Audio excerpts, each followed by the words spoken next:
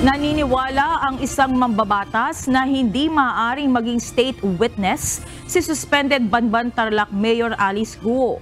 Para kay Senator Sherwin Gatchalian, hindi pwedeng maging state witness si Guo dahil guilty ito sa operasyon ng iligal na pogo sa bansa.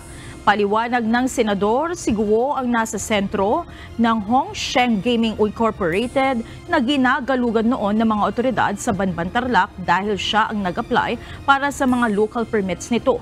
Samantala, naniniwala naman si Senate Deputy Minority Leader Risa Ontiveros na dapat ding imbestigahan kung posibleng kasabwat ni Guo ang kanyang mga kapatid.